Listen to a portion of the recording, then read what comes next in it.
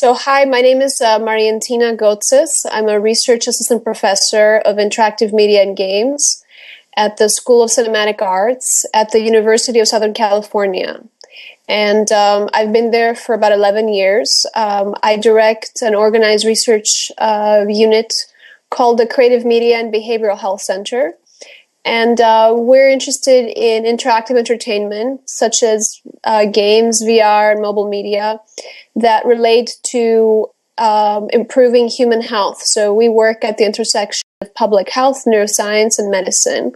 And we essentially create interventions. So we create things that can be used for health promotion. We create things that can be used for diagnostics.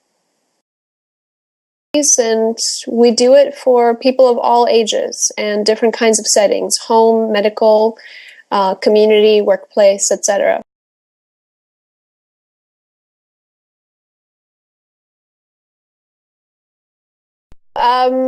Games are a genre that right now is maturing into something very special, which can be used for communicating very, very complicated narratives. And which can elicit a big variety of behaviors from players. And so back in probably around 2005 or so, I was really interested in health for many years, but the work that I did in virtual reality was very, very expensive to bring to large numbers of people, because the hardware was very expensive, the software was, difficult to develop to. It wasn't like right now where you can develop something and output it to Google Cardboard and, you've got a VR application in your hands and it costs $30. And games were being used for pretty standard entertainment types of games. And our students were doing very interesting things in serious games. So I remember at the time, one of our students, Susanna Ruiz, was doing a game about genocide in Darfur. She did this game called Darfur is Dying. And I think that we were all very skeptical that she was going to tackle something so serious as genocide. But she was extremely successful. So her and her team did a really good job with the game.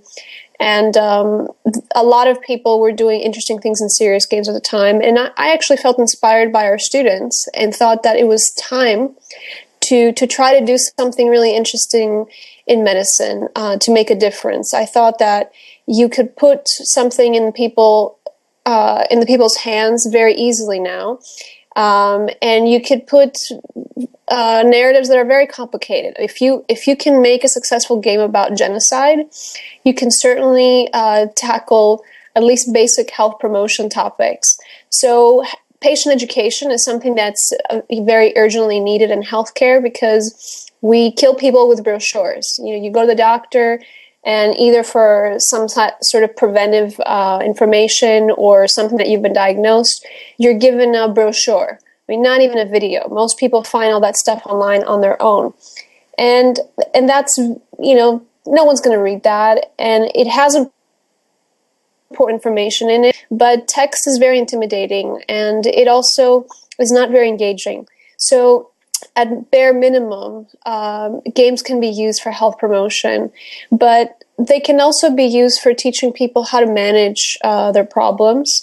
So as early as 20 years ago, there were these games made by a researcher, Deborah Lieberman, for the Super Nintendo, I believe. And these were Packy and Marlin, and this other game that was for diabetes management. And they were very successful, but they came so early that I think, it was not something that could scale. But now you can actually make really engaging games that are about something that is health related without even calling it health related, because really what we're looking at is developing games that are healthier, or that allow us to experience a wide range of emotions, or to learn about a variety of topics. And how we take care of ourselves is also part of our lives. And I think that what I'm seeing is really big diversity in terms of the topics that we can tackle. So besides learning about things, the other very interesting thing that we can do with games is actually take care of ourselves actively. So from exercise games, which are, pretty popular, to things like, breathing, meditation, anxiety management, all those kinds of things can be done with games. So we have a tremendous opportunity in front of us in this field to have things that are created in healthcare, but also, just in the greater community that has healthcare applications. And that's a really exciting time. So a lot of games that have been developed for just, enjoyment, such as Journey, it's a really beautiful game, is being tested by some of our partners in for depression, because there's something extraordinary that happens in that game, which is that you learn how to deal with grief, because you meet people and then lose them. You bond with people and then you lose them. And you're also dealing with loneliness. You're in this beautiful place, but it's pretty lonely in the desert, and there's just this exquisite beauty, and you enjoy it with people that you run into very briefly, and then they leave. And there's something both beautiful and sad about that. And somehow that can be used therapeutically. And it's that simple.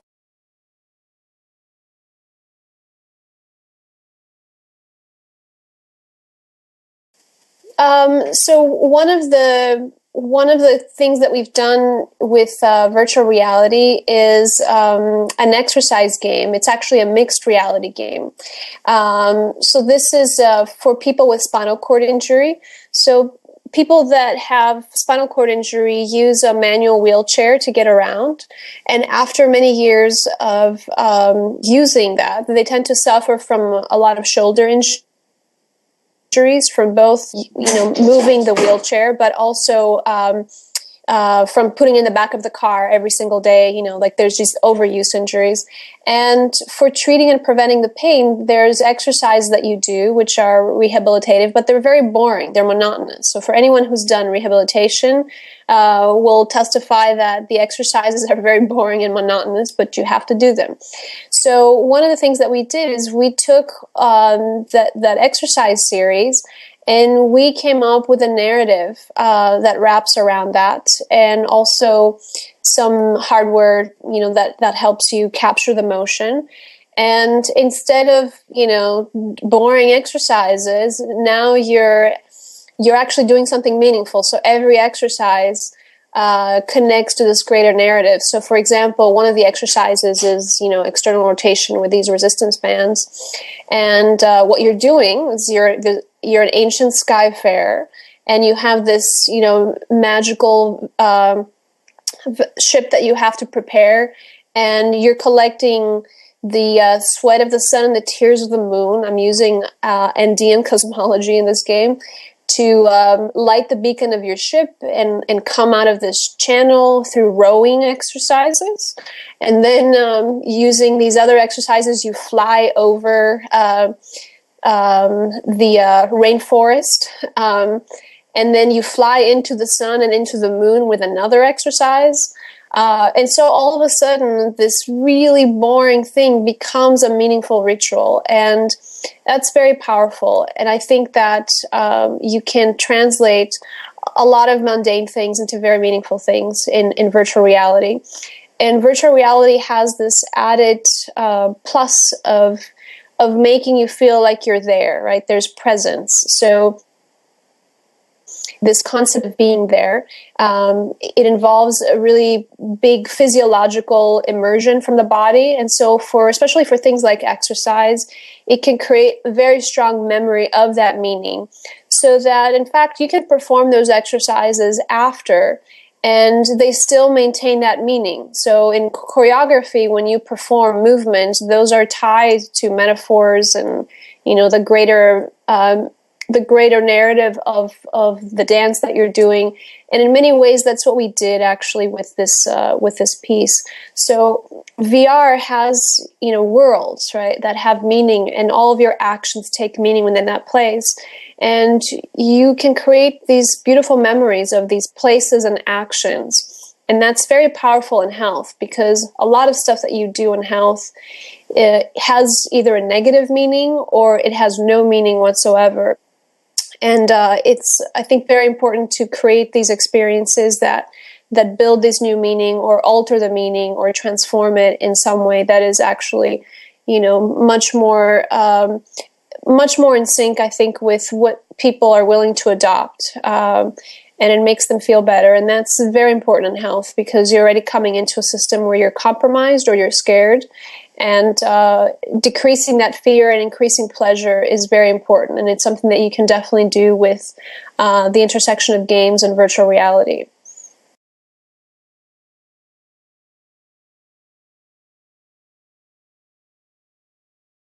Sure. So for mixed reality, we use projection.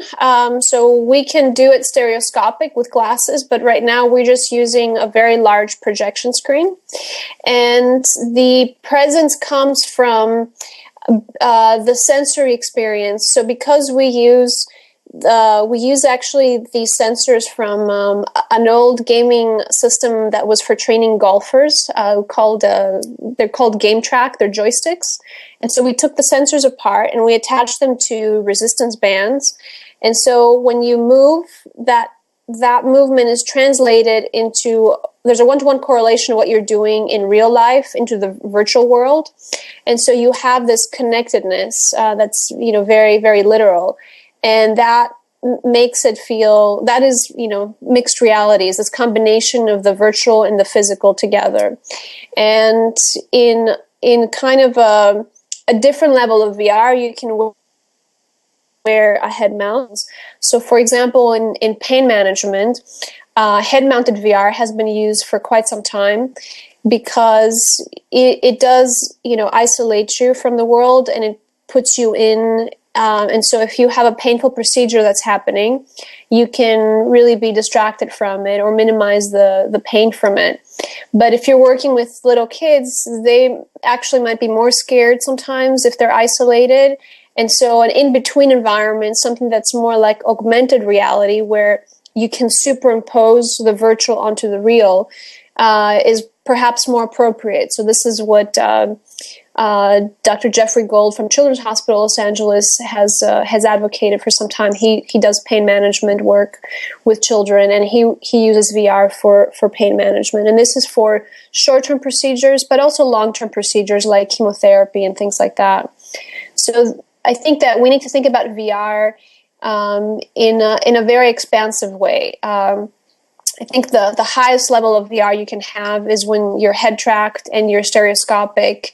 But it can be limiting in other ways. So we need to think about every possible way that we can combine the virtual and the physical.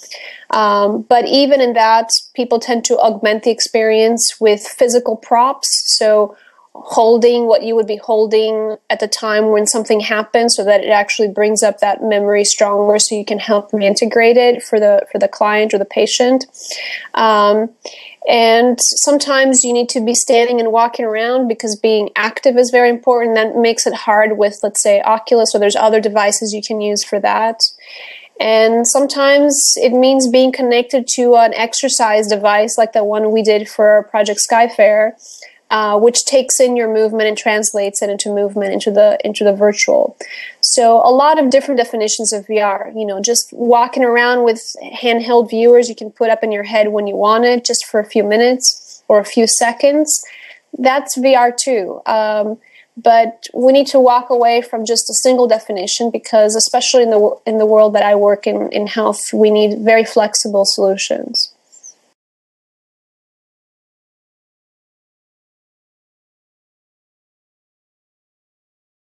So those companies have funded the division that I work in, so interactive media and games at the cinema school, was started by gifts from big companies like Electronic Arts and currently Microsoft and other companies, because they were really interested in diversifying the kinds of work that was being done in the field.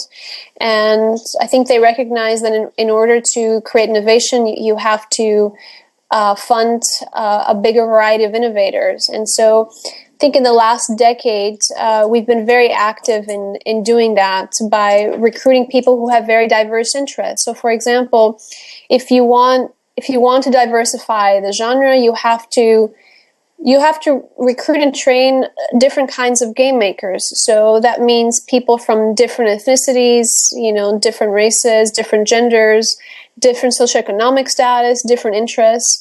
So at the master's level, we especially recruit students that come from many different backgrounds. So they may come from the arts or computer science or humanities or dance or medicine, you name it. We've had students with very different backgrounds. And what happens when you put those students together to work, the kinds of things they come up with are going to be very different than, let's say, 10 students that all have been trained the same way.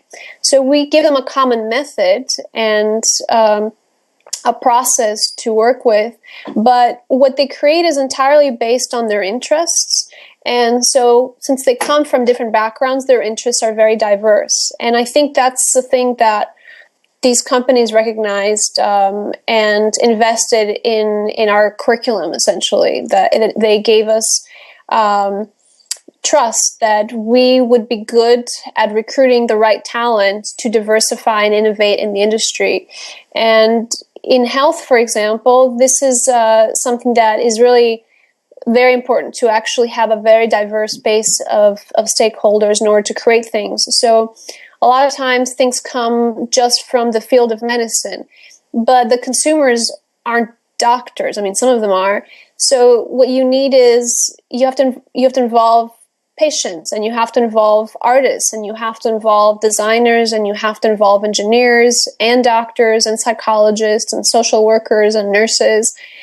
So the other way that we work with companies is sometimes they might have a very specific problem they want to solve. And so they come to us and we kind of prototype an idea. So a university is not a good place to do production, but it's a very good place to do research and pre-production. So prototyping and evaluation.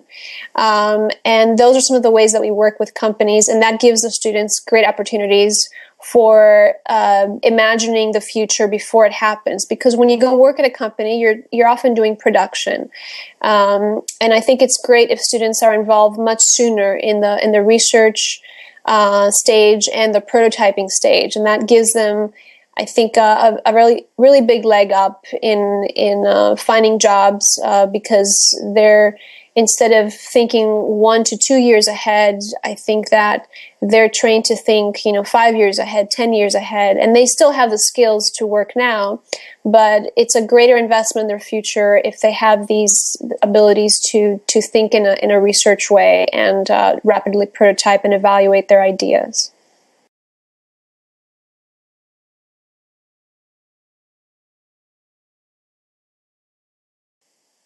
So I work at a university versus a company because that gives me two major things. The first is access to a huge variety of talent. So working at a university means that I can, pick up the phone or send an email to someone at the School of Social Work or the School of Medicine or the School of Music or any school basically, and find a collaborator for a particular problem that we're having, and they can do the same thing. Every week someone calls me from somewhere and they're like, "Oh, we're having this problem. Can you help us?" And sometimes I will match them to another person that I know, or I'm interested and I want to work with them, and that is.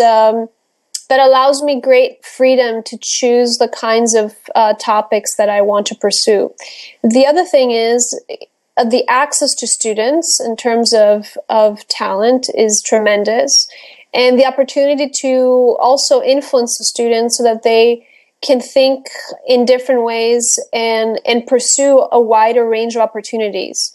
So I enjoy that. I think that every person who stays in academia and is passionate about teaching likes the power to influence students. And it's not like you can make them do what you want, but what you can do is, as they're walking in a certain direction, you can just sort of nudge them and show them things and say, what about this? And what about this? And what about that? And by doing that, they solve problems that you don't have time to solve. It's like there's only so many things I can do as one person, but by telling my students what I think is important and interesting, I have an opportunity to influence them to go out and solve some of these problems that I don't have time to solve.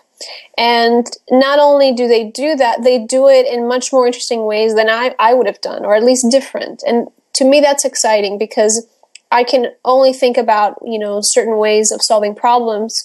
It's really enjoyable to see how other people solve a problem. And that also, it helps me maintain a perspective, and it teaches me a lot. I learn through the way that they solve problems.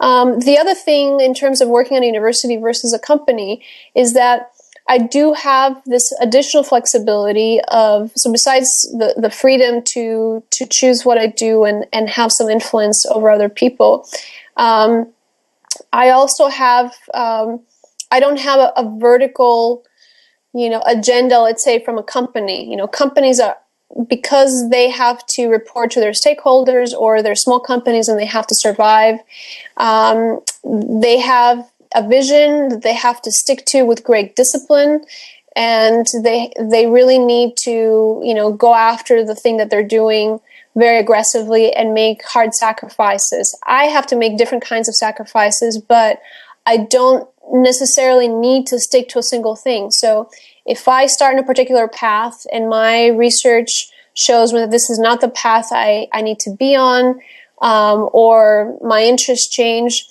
I can do so more rapidly, and I can fail a lot more times than I could do at a company. When you fail at a company, it's really hard to do that without grave consequences. So I think that's really something that I like doing. Actually, I like failing a lot because I like trying a lot of weird stuff. So I don't have the opportunity to do that at a company. Very few companies have R&D that is research and development departments, let's say, that are very tolerant of failure. They want to see results very, very quickly because they have to report to their stakeholders.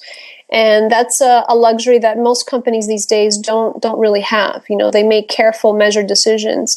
But universities are still a great place to fail. And unfortunately, in research, you have to fail a lot of times before. So we still try to do that at universities. It sounds counterintuitive, but I like to fail, and that's why I stay at a university.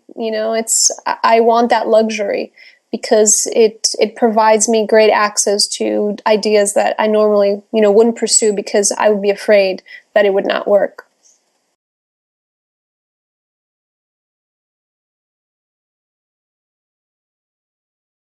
So the United States has a lot of really great game programs.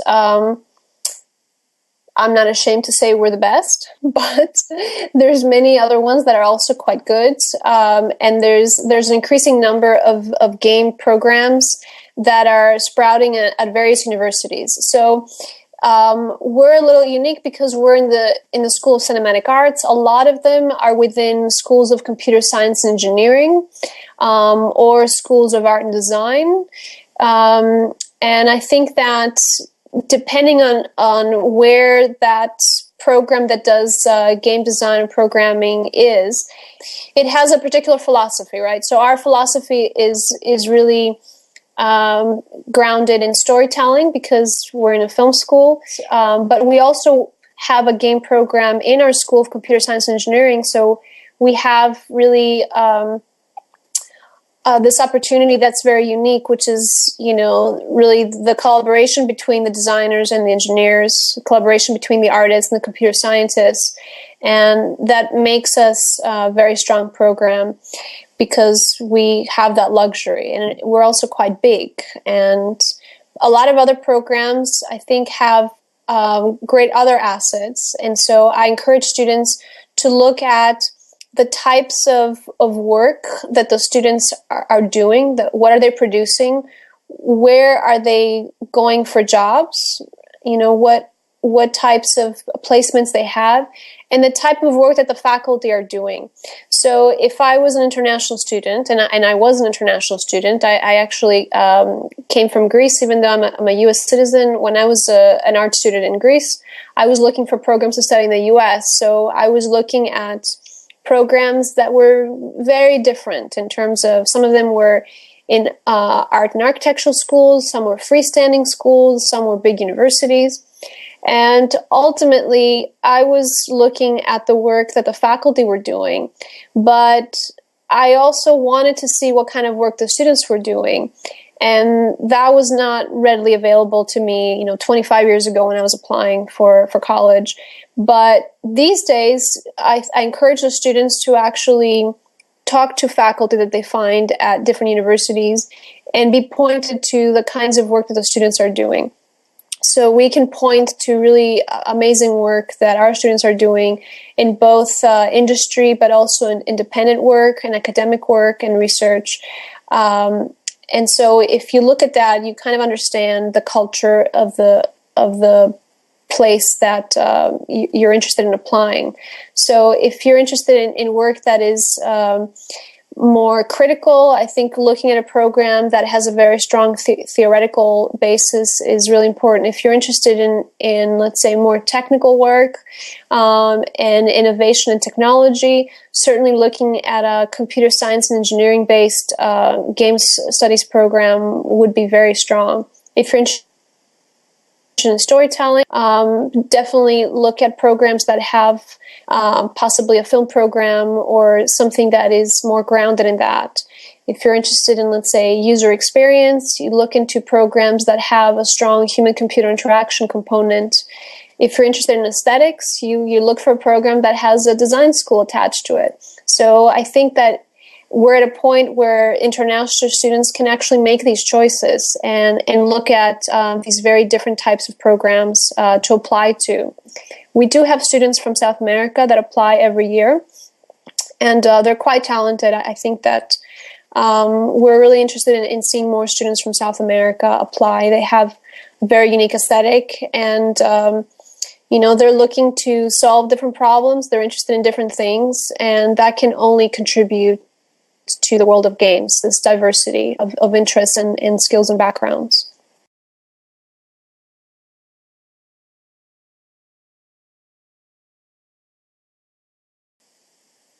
The Creative Media and Behavioral Health Center is an organized research unit between the cinema school and the medical school. Although that's a formality, we actually work with every school and many universities, but our coordinating departments are interactive media and games and psychiatry and behavioral sciences, and that allows us to look at things from a particular point of view. And so the things that we pursue are really intervention development, so design development of things that are about how people feel and how they behave. So I even look at projects that are for health promotion, really from a therapeutic standpoint, because I feel that anything that you consume that is entertainment should have this concept of virtual pleasure going through it. So it should be something that is pleasure with a purpose and at the appropriate amount. So I think that we're looking at the integration of mental and physical health in very unique ways.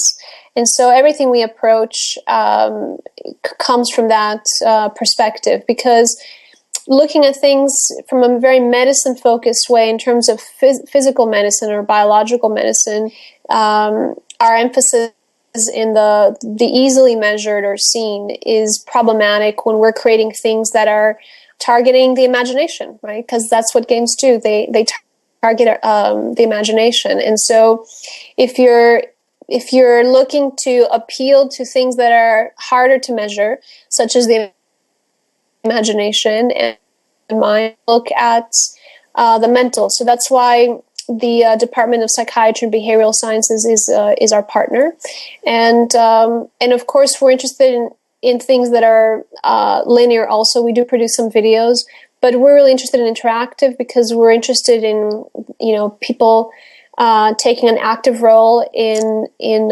learning and also in their health. And so we really favor interactive and not necessarily always digital. We also make board games, and we love board games. It's really the emphasis on interactive and not so much digital. And I would say that we are technology agnostic in the kinds of work that we do. So we're interested in the problem, and then we choose, what we're going to do. Sometimes we do something completely analog, like a board game. Sometimes we do something super high tech, like a virtual reality or mixed reality application. But we are focused entirely on what the problem is and a human-centered approach. So the work that we pursue ranges from educational applications. So, for example, we did this stereoscopic table that was using Microsoft Surface Table. This was for kids, and did a very cute little game for 3 to 6 year old kids, which was teaching them how your vision works. So you're this little garden, and there's little creatures, and you have 2 characters you control with multi-touch on the Microsoft Surface, and they're holding magnifying lenses, and they're supposed to go find the creatures and look at them through their magnifying lens. And when they see them through that, the creatures get bigger and they become enchanted, and you collect them like little stickers almost. And this is called Enchanted Garden. And it's something that, first of all, gets kids to wear glasses because it's stereoscopic. So no little kids like to wear glasses, but they love wearing glasses when it's for a stereoscopic game. So mission accomplished there.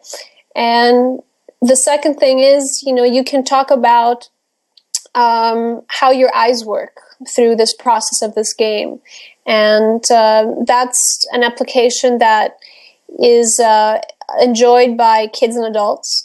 And it did originate with a health focus, but really has universal appeal. So we do things like that, all the way to the more overtly therapeutic, like Skyfair, which is the exercise game. But even there, that's a game that we developed for people with spinal cord injury. Everyone enjoys that. Anyone who comes in can actually use that. You don't have to be using a wheelchair to use that game. And one of the things that we really care about is the stigma of health and disease. So if you're developing applications that people can use and everyone enjoys and everyone feels cool doing, then it's not about having a chronic illness, right? It's not a disease-focused type of approach. And that's really what our center is trying to do. So we're interested in normalizing all these applications and creating universal experiences that are healthful and enjoyable by everyone.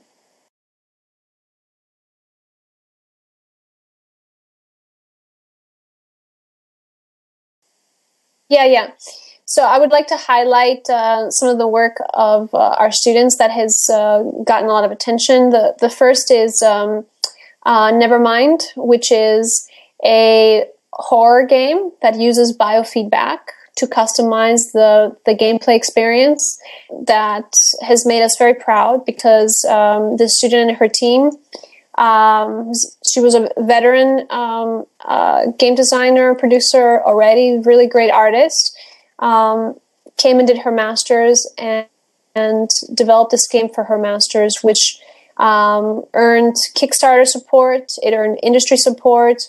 She started her own game company, and she is about to commercially release this title. And we're also actually using it in research. We're doing 2 studies with this game to help validate the health benefits. But it also is a beautiful standalone entertainment experience, art for art's sake experience. It's a beautiful game, and it has a really incredible aesthetic, a great team of people behind it, and has been covered by every game news outlets out there. I think it has great community support, and it's a really good example of how you can develop these kind of experiences that have great appeal and can be used within a healthcare setting.